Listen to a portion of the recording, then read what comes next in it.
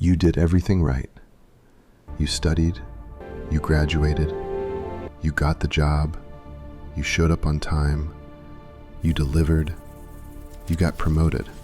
You work more than your parents worked. You have more degrees, more access to information, more tools, but you don't have more freedom. You don't have more security, and you definitely don't have more money left at the end of the month. The math doesn't work. You've probably asked yourself, what am I doing wrong? What if I told you, you're not doing anything wrong? What if the problem isn't you?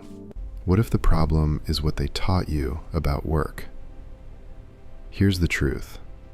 Everything you learned about work, in school, in college, in your first jobs, was designed with one specific goal in mind: to make you a great employee, not a successful person, not a free person, not a wealthy person, a great employee, punctual, obedient, productive, replaceable. In the next few minutes, I'm going to show you where this system came from, why it works so well at keeping you exactly where you are, who benefits from it. Stay with me. This is going to reframe some things you've believed your entire life. Let's go back. 19th century, Industrial Revolution. Factories are rising across Europe and the United States. For the first time in history, mass production is possible. But there's a problem. There are no mass workers. The people of that era were farmers, craftsmen, traders. They worked at their own pace, on their own terms. They didn't know how to operate machines, and more importantly, they didn't know how to obey a bell. Industry needed a new kind of person, someone who woke up on schedule, followed instructions, repeated tasks, didn't ask too many questions, and went home when the shift ended. The solution? The modern education system. This is not conspiracy theory. This is documented history. The model of education you know, rows of desks, teacher at the front, bells marking periods, grades measuring obedience as much as knowledge, was explicitly designed to prepare children for factory work. Horace Mann, considered the father of American public education, traveled to Prussia in the 1840s and came back inspired. He'd found a system that produced obedient citizens and disciplined workers. Think about what school really taught you. Sit in your assigned seat. Do the task they gave you. Be evaluated on how well you follow instructions. That's not education for thinking. That's training for compliance. And when you graduated, you walked straight into an environment that runs on exactly the same rules. The office. Clock in. Sit at your desk. Complete your tasks. Don't question too much. Wait to be promoted. The office is the 21st century factory. The only difference is the assembly line became a spreadsheet, and you, without realizing it, spent 15, 20, 25 years being trained to function perfectly in that environment, not to thrive, to function. Who designed this system, and for whose benefit? It wasn't yours. the system taught you some truths about work. You absorb them so early they don't even feel like beliefs anymore. They feel like laws of nature. They're not. They're rules of a game that wasn't built for you to win. Here are the four biggest lies. Lie number 1, work hard and you'll get ahead. This is the foundation of everything, the meritocracy promise. But think about it carefully. If hard work were the path to wealth, public school teachers would be the elite, your mother would be rich. The truth?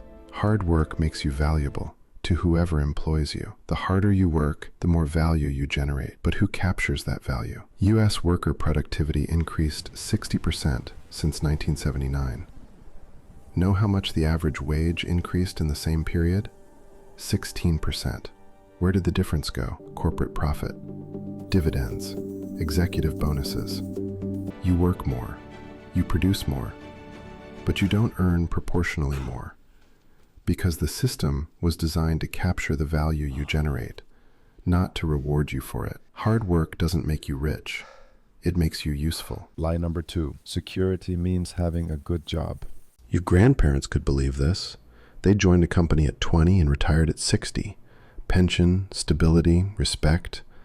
That world is gone. Companies you thought were bulletproof disappear in a decade. And yet, they still told you, study, get a stable job, climb the corporate ladder. The ladder doesn't exist anymore. And if it does, it doesn't go where you think. Lie number 3. Specialization is the answer.